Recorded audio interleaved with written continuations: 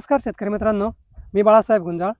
खरं तर संत्रा शेती म्हणलं की आपल्याला अमरावती आणि नागपूरचा परिसर आठवत असतो. परंतु त्या भागातूनही अतिशय चांगले आणि तज्ज्ञ असे मार्गदर्शक आपल्याला लाभले आणि त्यांनी पूर्ण महाराष्ट्रभर आणि महाराष्ट्राच्या बाहेर जे काही संत्रा बाग आहेत त्यांना भेटी देऊन तिथल्या शेतकऱ्यांचे प्रश्न मार्गी लावण्याचं काम केलं. असे तायवाडे सर आपल्याकडे आज आलेले आहेत आणि त्यांच्याकडनं आपण आज जी काही परिस्थिती दुष्काळाची जी काही परिस्थिती आता आहे, आज 11 जून तारीख आहे आणि आताही पाऊस पडत नाही कुठे आणि संत्रा बागा अक्षरशः जास्त मोठ्या प्रमाणात ताण पडायला आले आहेत.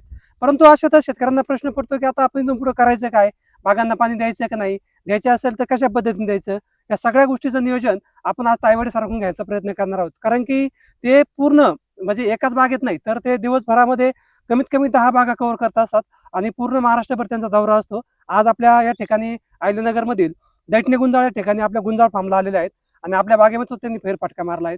तर सर, आता जी काही परिस्थिती आहे बागांची, जास्त ताण बसलेला आहे, पाऊस पडत नाही, अशात शेतकऱ्यांनी काय नियोजन करणं गरजेचं आहे? सर्वप्रथम आता तुम्ही संत्रा बाग घेताय तर संत्रा बागेचे संतुलित आहार कसा असायला पाहिजे किंवा ताण किती असायला पाहिजे की आपली जमीन कशी आहे त्यानुसार निर्णय घेणं गरजेचं आहे.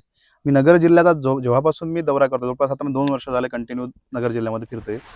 संत्रा पिकाला एक दुय्यम म्हणूनच पकडलेलं आहे. बरोबर. जसं तुम्ही डाळिंब करता, द्राक्ष करता किंवा भाजीपाला करता, त्या तुलनेत संत्र्याला तेवढं लक्ष देणं म्हणजे देत नाहीये. पण आता गेल्या 1 वर्षापासून किंवा 2 वर्षापासून थोडं जास्त प्रमाणात लक्ष देणं चालू झालेलं आहे. कारण आता तज्ज्ञ आहेत किंवा आमच्या इथले काही लोक त्यांना इकडे गाईडलाईन करायला येतात किंवा आता युट्यूब आणि इंस्टाग्राम पासून जास्त भरपूर माहिती मिळायला लागली. बरोबर. पण तरी काय होत आहे, थोडं शेतकऱ्यांनी याच्यात अवलोकन करायला गरजेचं आहे.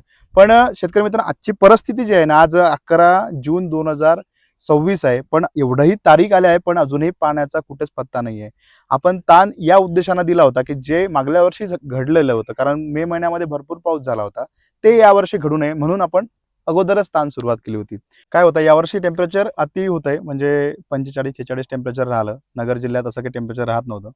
पण आता इथून इकडे आपल्याला संत्रा पिकामध्ये काळजी घेणं गरजेचे आहे. थोडा आपला बहार जो आहे आता जुलै महिन्यात जाणार आणि काही शेतकऱ्यांचे प्रश्न आले होते, सर म्हणे जुलै महिन्यात जर पाऊस पडला आणि जुलै महिन्यामध्ये जर बहार निघाला तर म्हणे सर संत्रा लेट जाईल किंवा क्वालिटी त्याप्रमाणे बनणार नाही, साईज होणार नाही. तर असं काही नाही आहे, आपल्याला आपलं नियोजन करणं गरजेचं आहे. बरोबर. म्हणजे जसं जुलैमध्ये गेला तर बाबा प्रॉब्लेम जाईल असं नाही, कारण आम्ही आंबिया बहार घेतो. आमच्या अमरावतीमध्ये आंबिया बहार घेतला जातो. कुठला बहार आमचा म्हणजे असं म्हणा की नोव्हेंबर पासून बाग फुटणं चालू होते तर आम्ही फरवरीच्या एंडिंग पर्यंत फुलच घेतो. बरोबर. म्हणजे वेगळ्या वेगळ्या एरियामध्ये वेगळ्या वेगळ्या. पण काय होतं, साईज मध्ये किंवा याच्यामध्ये एवढा प्रकार पडणार नाही. फक्त तुमचं नियोजन वेळेत करणं गरजेचं आहे. त्याला जे द्यायचं आहे ते वेळेत देणं गरजेचं आहे. शेतकऱ्यांचा आणखी एक प्रश्न असा होता की सकाळी शेतकऱ्यांना पाणी उपलब्ध आहे सध्या आता. बरोबर. पण टेम्परेचर हा भरपूर आहे. मग त्यांचं म्हणणं असं का आपण मोकळं पाणी सोडलं तर चालेल का बागेला? मोकळं पाणी सोडलं तर चालेल, पण त्याच्यामध्ये अट आहे की टेम्परेचर हे 35 पेक्षा कमी असायला पाहिजे. कंटिन्यू दिवसभराचं टेम्परेचर हे 35 पेक्षा कमी असायला पाहिजे. म्हणजे आपल्याला जे फुलधारणा होण्याकरिता किंवा टिकवण शकता, म्हणजे फुलं निघाल्यानंतर टिकण्याकरिता टेम्परेचर हे 28 ते 35च्या आतमध्ये असणं गरजेचं आहे. तरच तुमचा बाग व्यवस्थित निघेल किंवा व्यवस्थित टिकेल. नाहीतर काय होईल, टेम्परेचर जास्त होईल, फुलं निघाल्यानंतर लगेच त्याच्या 8 दिवसामध्ये परागीकरण होईल आणि लगेच तो दाना जो आहे तो खाली पडून जाईल. म्हणजे तुमच्या त्या निघालेल्या फुलाचा कुठलंच काम होणार नाही. जर टेम्परेचर डाऊन असलं तर तोच दाना जो आहे तो 15 ते 16 दिवसामध्ये सेट होणार आणि तो कंटिन्यू फळासाठी पुढल्या वर्षाच्या फळासाठी तयार होणार. बरोबर आहे. आता काय याच्यानंतर असाही प्रश्न आहे की शेतकऱ्यांना पाणी साधा नाहीच्या बरोबर आहे, थोडंच पाणी द्यायचं आहे, अशा शेतकऱ्यांनी बागा कशा जगवायला पाहिजे साधारणतः? सध्या काय आहे, ज्या परिस्थितीमध्ये बाग आहे, जसं आता आपण आपली बाग फिरतोय, बाग बघितली असेल, आता तुम्ही व्हिडिओ मध्ये दिसताय तुम्हाला बाग, ही बाग जे आहे, बाग फिरत असताना आपण एकच बघितलं का पानामध्ये जाडी किती आली, पानामध्ये क्लोरोफिल कसं आहे आणि ताण व्यवस्थित आहे का आपण चेक केला. पण याच्यापेक्षा जास्त जर तुमची ताण असेल तर तुम्ही अर्धा तास 1 तास पाणी देणं गरजेचं आहे.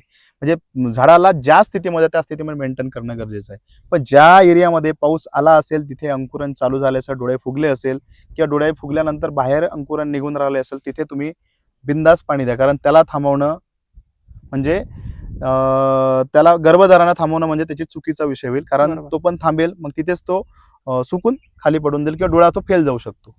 त्याच्यामुळे तुम्हाला तिथे जिथे डोळा निघतोय, जिथे फुलं निघतोय, तिथे आपल्याला पाणी देणं गरजेचं आहे. बरोबर. कारण काय होतंय, आता ह्या वर्षी पावसाळा लेट झालाय आणि पावसाळा लेट झाल्यामुळे बऱ्याच शेतकऱ्यांच्या संत्रा उत्पादक शेतकरी आहेत त्यांच्या अडचणी निर्माण झाल्या आहेत. परंतु तायवाडे सरांनी आपल्याला अतिशय सोप्या भाषेत समजून सांगितल्या या सगळ्या गोष्टी आणि ह्या जर गोष्टी आपण जर व्यवस्थित पाळल्या किंवा त्याच्यावर लक्ष ठेवलं तर निश्चितपणे आपल्या संत्रा बागेला जो काही जास्त ताण बसला आहे तो कंट्रोलमध्ये आणता येईल आणि ज्या ठिकाणी पाऊस झाला त्या ठिकाणी आपल्याला तो बाग कंटिन्यू करता येणार आहे. परंतु या व्यतिरिक्त जरी आणखी शेतकऱ्यांना काही प्रश्न असतील किंवा बागेसंबंधी काही वेगवेगळे प्रश्न आहेत ते जर विचारायचे असतील तर निश्चितपणे तुम्ही तायवाडे सरांशी संपर्क केला तर निश्चितपणे तुमच्या त्या प्रश्नांचं ते उत्तर देतील आणि तुमचा बाग चांगल्या पद्धतीने कसा येईल यासाठी तुम्हाला ते मार्गदर्शन करतील. म्हणून तायवाडे सरांचा मी आभार व्यक्त करतो, कारण की आज वेळात वेळ काढून आपल्या गुंजाळ फार्मला आले आणि आपल्या संपूर्ण बागेला फेरफटका मारला आणि बागेची परिस्थिती समजावून सांगितली आणि यापुढे आपल्याला काम कसं करायचंय या संबंधीचं मार्गदर्शन केलं. त्याबद्दल मी तायवाडे सरांचा खूप खूप आभार आहे. धन्यवाद सर. धन्यवाद.